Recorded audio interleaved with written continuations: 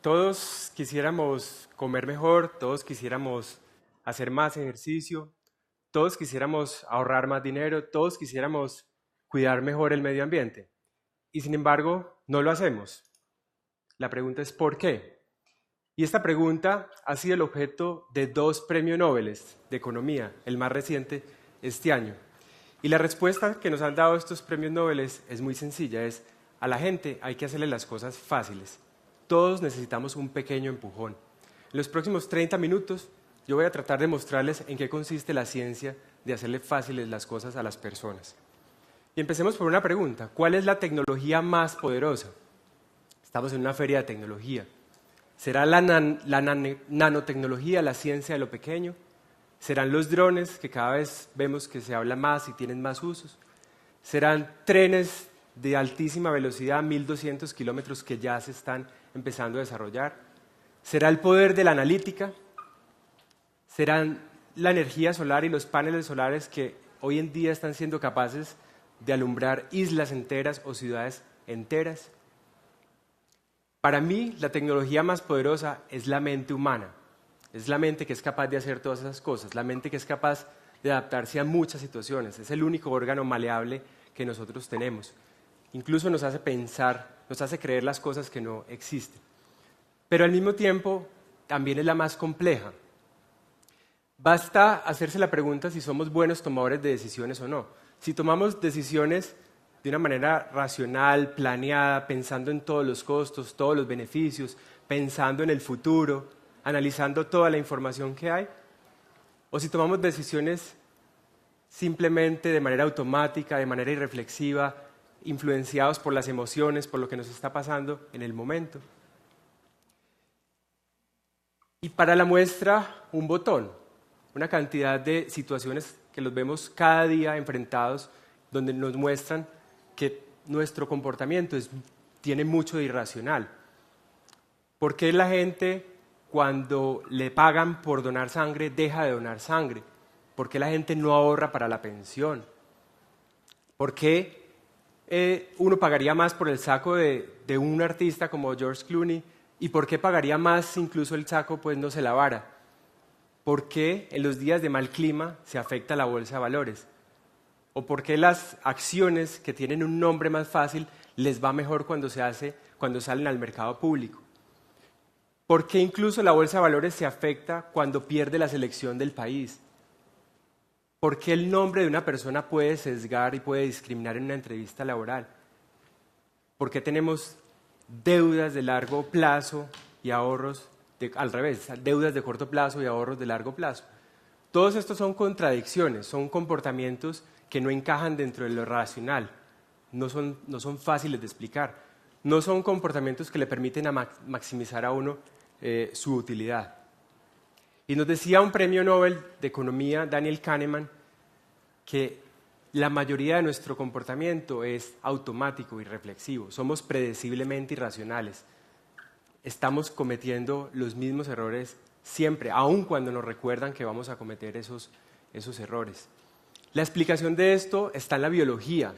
Nosotros tenemos 2 sistemas de pensamiento. Un sistema que es el que está más disponible, más inmediato, es el sistema más antiguo, es el sistema visceral, es el de las emociones, es el sistema que nos ayuda a reaccionar frente a un peligro, nos ayuda a tomar decisiones en cuestión de segundos. Y tenemos otro sistema mucho más nuevo, que nace con el desarrollo del lenguaje. Es el sistema que nos permite planear, es el sistema que nos permite resolver problemas mucho más complejos. Y todos tenemos estos 2 sistemas, y estos sistemas compiten por el recurso más escaso que todos tenemos, que es la atención. Y para poder trabajar de esta manera, para poder reaccionar de esta manera, estamos todo el tiempo buscando en nuestros entornos pequeñas pistas, pequeñas claves, que pueden ser un color, un olor, un sabor, un rostro, una frase, una palabra, cualquier cosa, un enunciado, un número, cualquier cosa estamos buscando, aún sin ser conscientes de ello. Y estamos influenciados por esas pistas en formas que nosotros mismos no nos imaginamos. Y es la manera como nosotros podemos operar pues, en un mundo complejo, en un mundo con mucha información. Tratamos de hacer el ejercicio de encontrar esas pequeñas pistas que nos ayudan a tomar buenas decisiones. Y esto tiene una implicación importante, y es que el contexto importa. O sea, en cada situación que nosotros nos enfrentamos, siempre el contexto importará. Siempre importará lo que estemos haciendo al momento de tomar la decisión. El comportamiento del ser humano, la mente, no existe en el vacío. O sea, depende, todo depende. Depende de lo que uno esté haciendo en el momento de tomar la decisión. Depende de los estados mentales que uno tenga al momento de tomar la decisión.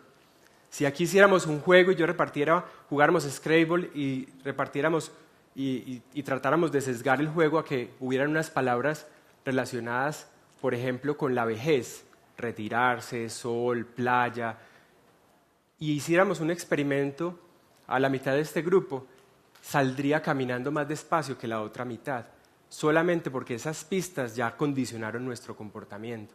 Esas palabras programaron algo pues, en nuestra mente para reaccionar de esta manera después.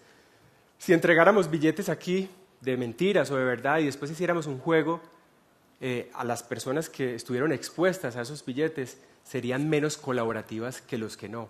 Entonces, el dinero hace menos colaborativas a las personas. Si uno necesita que la gente haga silencio en algún cuarto, una foto de una biblioteca. Solo la foto de la biblioteca hace que las personas guarden silencio, que se comporten distinto. Nuevamente, es una señal, es una pista contextual que las personas le dan importancia para saber cómo comportarse en un momento.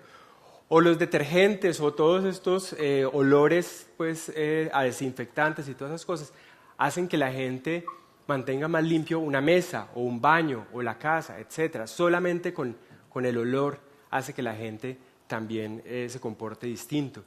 Una muy curiosa, la probaron en China. Después de que hay terremotos, se incrementan las tasas de divorcio. Y la explicación al principio decían, claro, la gente queda mal económicamente, con problemas, sin casa. Bueno, decidieron probar esto en un laboratorio y sometieron a la gente a un simulacro de terremoto y después les preguntaron por sus vidas emocionales, sus vidas sentimentales, y mostraban mayor propensión a ser más críticos de sus vidas que los que no habían estado expuestos a esto. Más señales. Cuando a las personas les ponen música de Francia, tienen una probabilidad mayor de comprar vino francés que si fuera de otra manera.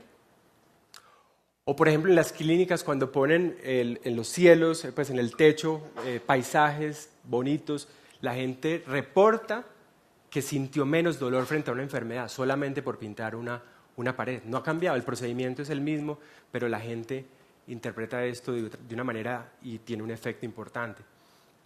O poner arte en las salas mejora pues el potencial de la innovación de las personas. O el ruido afecta el desempeño de los niños. Los niños que viven en zonas de más ruido, en los primeros pisos, tienen peor desempeño académico que si vivieran en otra parte. Entonces, no es la mente y las intenciones y lo que conscientemente pensamos, sino son los estados mentales, lo que está pasando con nuestra mente al momento de tomar las decisiones que estamos tomando. Entonces, para cualquier cosa que estemos hablando, la innovación, la tecnología, las finanzas, los riesgos, la salud, la felicidad, siempre hagámonos la pregunta no sobre qué es lo que pensamos, sino qué es lo que estamos haciendo. No nos hagamos la pregunta sobre las intenciones, yo quiero, yo quisiera, no, sino cuál es el estado mental que uno está haciendo cuando está tomando decisiones.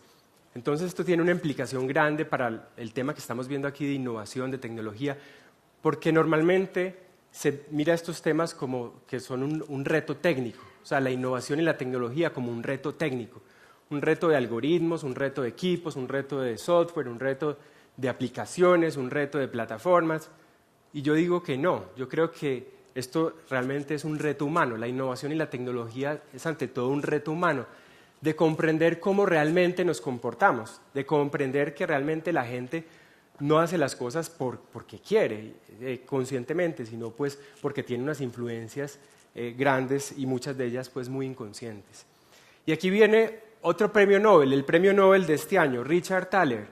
También le dieron el premio Nobel por una ciencia que se llama Behavioral Economics, igual que el primer premio Nobel que les decía ahorita, que estudia la intersección entre la psicología y la economía. Y se ganó el premio Nobel por algo relativamente sencillo, que es algo como esto. Es una persona que ha estudiado durante mucho tiempo cómo los seres humanos tomamos decisiones. Y la conclusión a la que ha llegado y la que le brindó un Nobel de Economía es esta, y es que a la gente hay que hacerle fácil las cosas. Cuando estemos frente a lo que sea, frente a una campaña de publicidad, frente a un nuevo software, frente a una estrategia, frente a una estrategia de comunicación, frente a una app, frente a un carro, frente a lo que sea, siempre hagámonos la pregunta si eso está diseñado para que a las personas le queden fácil, si reduce todo el esfuerzo que las personas tienen que hacer o no, si está pensado para seres humanos de verdad, no los de los libros de economía y de psicología, sino los seres humanos que cometen toda clase de irracionalidades como estábamos viendo anteriormente. Y existe algo, y la pregunta es ¿cómo? O sea, ¿cómo logra uno llevar esto a la práctica? O sea, ¿cuál es la ciencia de la facilidad? Si existiera algo como la ciencia de la facilidad, ¿cómo sería esa ciencia? Y aquí vienen como 4 consejos para que ustedes puedan aplicar en cualquier cosa que ustedes están haciendo, sus vidas personales o sus vidas profesionales. Y a eso lo vamos a llamar arquitectura de decisiones. Lo primero es los incentivos. Pero cuando uno piensa en incentivos, lo primero que uno se le viene a la cabeza es plata, cheques, pagos, comisiones, etc. Y eso es una parte de los incentivos, y es una parte además muy estudiada y muy cuestionada también. Pero los incentivos realmente es cualquier cosita, cualquier señal, cualquier cosa que hagamos para llamarle la atención a la gente, para devolverle la atención a la gente, para volver importante lo que no era importante. Y esos son los incentivos. Es una forma de activar estados mentales. Si uno aquí liberara un olor X o una luz, tendría un efecto distinto. O si ponemos más caliente este cuarto, o si lo ponemos más frío, entonces lograría efectos distintos. Es una forma de activar estados mentales. Y una forma muy importante tiene que ver con las pérdidas. Normalmente a uno siempre le hablan es de ganancias y a uno le hablan de descuentos y te voy a pagar más, pero a uno no le hablan de las pérdidas. ¿Por qué? Porque los seres humanos evitamos las pérdidas. Los seres humanos estamos biológicamente predeterminados para evitar las pérdidas, para evitar el pesimismo. Si no, no hubiéramos pues, sobrevivido como especie. Entonces, las pérdidas son muy importantes. Resulta que valoramos más las pérdidas que las ganancias, o sea, sufrimos más con las pérdidas que con lo que ganamos. Y eso activa estados mentales. Hay partes, por ejemplo, donde a la gente le dicen, te entrego un bono, y si no cumples el desempeño, entonces te vamos restando el bono. Adivinen qué pasa con los resultados, mejoran. Obviamente, psicológicamente, pues es una tortura, pero siempre cuando estemos enfrente a algo, pensemos en si estamos haciendo conscientes las pérdidas o no. Un ejemplo que además ha sido motivo de reflexión últimamente, los referendos, el Brexit, Cataluña, Colombia, etc. Es el peor ejemplo de arquitectura de decisiones. Preguntarle a unas personas si se quiere separar de un país, si se quiere separar de un acuerdo. El premio Nobel decía, eso es como un divorcio sin haber leído el acuerdo prenupcial. Si a uno le pusieran en el referendo a todo lo que va a renunciar, el voto sería muy distinto. Entonces, siempre pensemos si hay una manera de lograr que la gente entienda las cosas, mostrándole lo que puede perder y no solo lo que puede ganar. El futuro, ese es otro reto bastante grande para activar el estado mental. Ponerse uno en el modo futuro es dificilísimo porque el futuro, psicológicamente hablando, el futuro no existe. Nosotros tampoco estamos biológicamente preparados para ver mucho más allá. Entonces necesitamos un empujón, necesitamos ayuda, necesitamos que nos pongan en un modo futuro. Por eso es que uno siempre tiene un sesgo hacia el presente. Tenemos un sesgo hacia la gratificación inmediata, a disfrutar ya. Y por eso gastamos más ahora y por eso comemos más ahora y después decimos, después vemos qué hacemos. Porque esa distancia psicológica con el futuro es bastante grande. Un ejemplo que hicieron de ahorro, sobre el ahorro, a un grupo, no lo exponían a nada, era el grupo de control y simplemente les preguntaban por sus intenciones de ahorro en el futuro. Y el otro grupo lo sesgaron de esta forma, les construyeron un avatar de ellos mismos en el futuro, cómo se vería uno en el futuro. Y adivinen qué, este grupo ahorró más plata que el grupo que no había tenido esa exposición a su yo en el futuro. ¿Por qué? Porque nosotros creemos que vamos a ser muy distintos en el futuro, porque creemos que siempre vamos a poder desatrasarnos, por una cantidad de cosas. Entonces, porque tenemos sobreoptimismo, por una cantidad de cosas. Entonces, activar el estado mental del futuro es uno de los temas también más importantes para lo que hace un banco, para la salud, para otra cantidad de cosas. Pero los incentivos también hay que tener cuidado con ellos. No se pueden abusar de los incentivos, sobre todo los incentivos económicos. Entonces, cuando tenemos incentivos muy grandes, bonos muy grandes, premios muy grandes, tienen el efecto contrario, la gente se bloquea. La gente dice, tengo todo que perder, no tengo todo que ganar, sino tengo todo que perder. Y esto pasa en los deportes y pasa en la vida empresarial y en muchas cosas. Los levantadores de pesas, cuando están en los primeros lugares, tienen más posibilidad de perder que los que están en el 10º lugar, claro. Y esto le pasa con la innovación a la compañía más grande y a la compañía más pequeña. Esa es la paradoja el dilema del innovador que existe por ahí, es los grandes tienen todo que perder, los pequeños tienen todo que ganar. La motivación intrínseca. Muchas veces cuando ponemos incentivos económicos a nuestros equipos, a los clientes, lo que hacemos es erosionar la motivación más importante que todos tenemos, que es la motivación intrínseca. Es la que emana del ser, de la necesidad de autogenerarse, de autorrealizarse. Y cuando nos ponen un incentivo económico, lo que sucede es que ya no depende de mí, depende del otro. Entonces ya no depende de toda mi realización y todo el potencial que tengo, sino del otro. Entonces, también es delicado. También la mezcla entre los incentivos económicos y las normas sociales. También ese choque de normas de mercado con normas sociales son peligrosas. Pagarle a la gente por donar órganos. Pagarle a la gente, por ejemplo, aquí hacían un experimento donde tenían un problema. Los padres estaban llegando a una guardería tarde por sus hijos. Solución, cobrémosle a los padres que lleguen tarde, les cobramos. Resultado, peor, llegaron más tarde. Como a la gente cuando le pagan por donar sangre, ponía al principio, deja de donar. Y uno dice, ¿por qué? Pónganse a pensar. Si a alguno de ustedes se les desinfla una llanta y le piden el favor a alguien, muy probablemente esa persona les va a ayudar a desbarar el carro. Pero si ustedes les dicen, le pago 20.000 o 15.000 para que me desbare la llanta, probablemente dicen, no, espérate que mi tiempo vale más de 20.000. Entonces estamos poniendo a la gente de una norma social en una norma de mercado, que es ambigua, que uno no sabe si eso es mucho, si es poco, cuánto vale la sangre de uno, cuánto vale el tiempo de uno. Entonces, cuando juntamos normas sociales con normas de mercado, también logramos efectos contrarios. Entonces, primer building block de una arquitectura de decisiones son los incentivos. Es activar estados mentales. Hagámonos la pregunta de cuáles son los estados mentales que estamos activando en cada situación que estamos con nuestros clientes y nuestros empleados.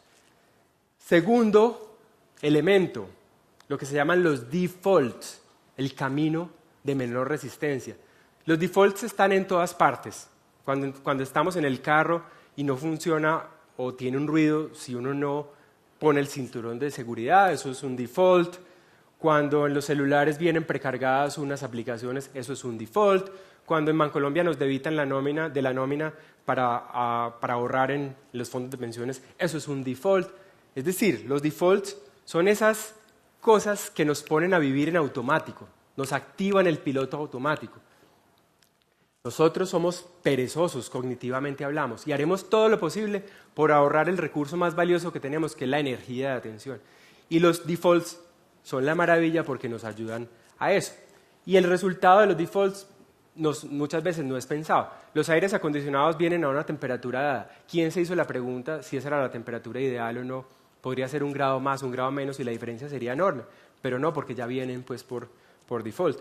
Justamente ese fue uno de los trabajos que le garantizó al premio Nobel que le otorgaran el premio, y es, en Estados Unidos uno cree que la gente no ahorra porque no tiene plata, o que es en los países en desarrollo donde la gente no ahorra. Falso. Los países con mayores ingresos tampoco ahorran. Y la solución que se inventaron en Estados Unidos pues es la que ya conocemos nosotros aquí, y es que por descarte, o sea, por default, mensualmente la gente estaba obligada a ahorrar una parte al fondo de pensiones. El que no quisiera, se lo hacían difícil, tenía que llenar un formulario diciendo no, gracias, yo no quiero. Pero para facilitar pues, el ahorro, se lo hacían fácil a la gente. Todo el mundo, por descarte, va a ahorrar en el fondo de pensión. Y eso pues movió los números como los ven ahí. Y se repite con el tema de órganos. ¿Por qué hay países que donan órganos y países que no? Y la gente decía, no, por la cultura, no, por los niveles de ahorro, no, por la conciencia, no, la religión. Falso. Países como Noruega, Dinamarca, muy similares, vecinos, el uno una tasa de donaciones altísima y el otro casi que muy bajita. La respuesta está en estas dos casillas. En un país, opt-in es que si yo quiero, me tengo que matricular, y en el otro país es opt-out. Si yo me quiero salir, yo tengo que poner que me quiero salir. Entonces, se lo hacen fácil a uno. O sea, todos, creo que en Colombia también lo volvieron así, todos de entrada somos donantes ya por descarte. El que no, pues habrá un mecanismo complejo para hacerlo, pero en la práctica termina siendo lo contrario. Las cosas que nos convienen las hacemos difíciles, las llenamos de trámites, de casillas, de llamadas, de cosas. ¿Y qué dice uno? Renuncia pues en la mitad. Entonces, segundo elemento es ponerle atención a esas opciones predeterminadas, a cómo acortarle el camino a la gente a través de cosas que uno no tenga que pensar. Tercer elemento, los errores existen, pero nosotros los negamos, los escondemos. El error es de las cosas que evolutivamente más importantes son, porque es el que nos permite aprender. Pero lo negamos, lo escondemos, y las corporaciones hay culturas de castigar el error y de esconder el error. Pero el error es importante y existe. Y hay que ser consciente de ellos. Hay que ser conscientes de ellos. Premio Nobel de Economía, está en vacaciones en París, va a ir al metro, hay una tarjetita de estas con una barrita para pasar, el tipo la pasa, le funciona perfecto, se siente orgullosísimo y dice, le hice por el lado que era. Yo no sé a cuántos les ha tocado que siempre la hacen por el lado que no es, o están en un parqueadero y la ponen por el lado que no es, y se hace taco y la gente pita. Bueno, orgullosísimo. 10 años más tarde todavía le contaba la anécdota a sus amigos, no, si vas a París, pon la tarjetica por tal. Y resulta que un día se equivocó y la puso por el lado que no era, y también le funcionó. Entonces, aquí la moraleja es, hay que hacer la cosa a prueba de errores, hay que hacer la cosa a pruebas de que si la pongo por el otro lado también me funciona. Cuando uno está en el cajero y pone la tarjeta débito y se le queda la tarjeta y se le olvida la tarjeta, a todos creo que nos ha pasado, eso es un error que se llama error de post-completion error, y es cuando uno está en una serie de pasos, en un momento uno ya tiende a olvidarse. Cuando uno ya sacó la plata, ya uno se olvidó por allá que había puesto la tarjeta, o sea, porque el objetivo era sacar la plata. Entonces son errores que son muy predecibles. O a uno le pasa mucho con las chapas de empujar, de jalar, uno no sabe cuál es cuál. Uno sabe que la manija para qué es, para jalar, entonces la jala, pero sin embargo hay puertas donde jalar es empujar. Entonces hay que hacer las cosas pensando en que va a fallar, en que vamos a cometer errores. Hay ejemplos pues, maravillosos de cosas bien diseñadas a prueba de errores, como por ejemplo estos. En Inglaterra la gente maneja por la izquierda, entonces cuando uno va a pasar una calle, pues es muy fácil uno mirar para el lado que no es. Y hay muchos accidentes, habían muchos accidentes, entonces la solución a esto es poner estos letreros en el piso donde a uno le dicen, mire para el lado. Suena muy básico, sí, pero ha salvado vidas. Y lo que esto está diciendo es, todos cometemos errores. La gente caminaba muy rápido por acá, esto era un colegio, creo, la gente salía corriendo, accidentes. ¿Qué hicieron? Alteraron el piso. El piso es plano, pero simplemente con la pintura, con la perspectiva, se ve como si hubiera una rampa y la gente camina más despacio por ahí. Lo mismo en una calle, cosas de 3 dimensiones. Entonces, los ambientes de trabajo de la ciudad no están pensados para seres humanos que cometen errores y esta es una premisa. Entonces, en todo lo que hacemos, ¿cómo son esos mecanismos que tenemos para aceptar que los seres humanos cometemos errores? En las apps, usando una tarjeta, usando un cajero, usando la sucursal, lo que sea. Y el punto final, el cuarto elemento es, el penúltimo elemento es el feedback. El feedback es muy importante, dar feedback. Cuando uno fija, los seres humanos estamos preparados para ponernos objetivos. Siempre estamos buscando objetivos, de metas, de calorías, de plata, de lo que sea. Y esos puntos se vuelven nuestro referente. Y entonces siempre nos estamos comparando frente a ese referente, cómo estamos frente al referente. Tanto así que muchas veces ese se vuelve el techo, como por ejemplo los taxistas de Nueva York, que están trabajando por una meta diaria. ¿La cumplieron a las 2 de la tarde? Ya. ¿Tienen más tiempo para trabajar, para ahorrar más, para invertir para sus vacaciones? No importa. O sea, esa era su meta del día. Entonces, ¿cómo son las metas que nos estamos poniendo, esos referentes, esas posibilidades de decirle a nuestros clientes, a nosotros mismos, cómo estamos comportándonos frente a esa meta? Socialmente nos comparamos todo el tiempo, ese feedback también es social, ese referente también es social. Nosotros no nos comparamos solamente contra nosotros mismos, sino contra el resto. En Inglaterra, por ejemplo, tenían problemas para el pago de los impuestos. Había municipios donde la gente pagaba y había municipios donde la gente no pagaba. La respuesta tradicional hubiera sido más comunicación o más multas. Esa hubiera sido la respuesta tradicional. ¿Cuál fue la respuesta desde esta disciplina? Y es muy sencillo. Mandémosle una carta a las personas diciéndole que los del municipio de al lado pagan el 95% y que acá pagan el 35%. Resultado, los impuestos se incrementaron acá. ¿Por qué? Porque uno no quiere quedarse atrás. ¿Por qué? Porque uno valora la opinión de los otros. Porque, como dice aquí, uno sería un tonto si no aprendiera de los errores de los demás. Entonces, estamos biológicamente diseñados para ver cómo actúan los demás, cómo se comportan los demás. Esa es una señal contextual para uno comportarse pues, en ciertas situaciones. Los ambientes digitales nos favorecen esto, nos ayudan a esto. En buena hora, el mundo digital nos ayuda a tener feedback de todo lo que hacemos. Uno puede en Uber dar feedback de cómo le fue con un conductor, hay aplicaciones deportivas donde uno puede dar feedback de cómo fue su carrera, cómo lo está haciendo con relación a los otros. Hay muchas posibilidades para dar feedback. Entonces, en todo lo que hacemos, ¿cuáles son esas posibilidades? ¿Qué tan fácil le estamos a la gente dejando hacer feedback? La última tiene que ver con las decisiones. Decidir es difícil, decidir cuesta. Cuando uno se enfrenta a decisión, uno se está enfrentando a la decisión de perder. Cada que uno decide, uno pierde. Y perder, como ya vimos, no nos gusta. Cuando hay gente que ha hecho el estudio de ver cuál es el número óptimo de decisiones, de elecciones, perdón, y es una curva. Entre mayor número de opciones tenemos, decae nuestra satisfacción, más angustia nos da, psicológicamente más nos cuesta. Hay un número óptimo y han hecho ejercicios y si uno pone más producto, la gente compra menos cosas que si pone menos. Entonces, ¿cómo es ese sistema de decisiones que le estamos haciendo? ¿Cómo es el idioma que le estamos poniendo a la gente al momento de tomar las decisiones? Le hablamos de tasas de interés, de porcentajes, de megapíxeles, de terabytes, de cosas que la gente no entiende, no tienen que ver con su día a día.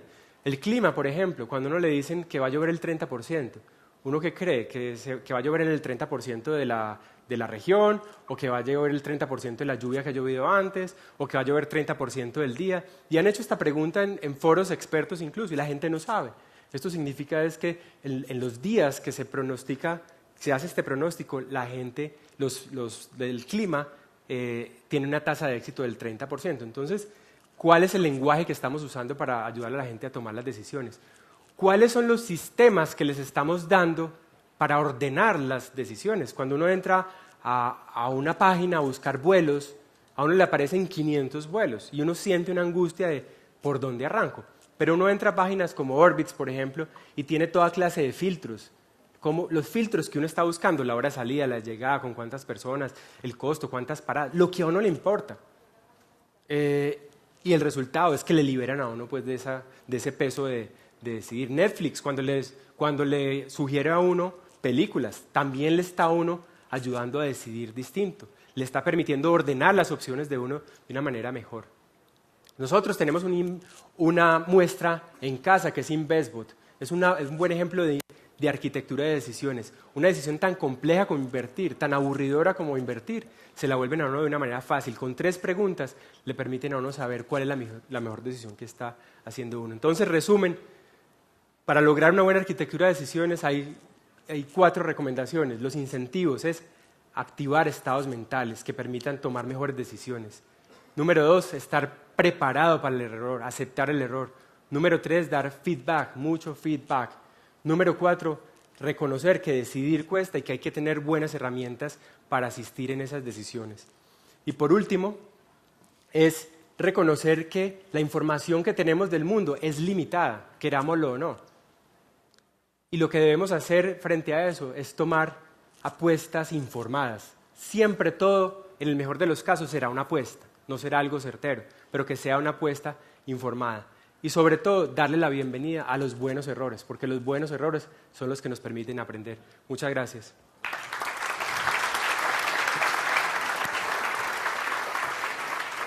Es momento para que ustedes realicen las preguntas a nuestro expositor. ¿Alguien tiene alguna pregunta para hacerle? ¿Listo? Sergio, gracias. Muchas gracias.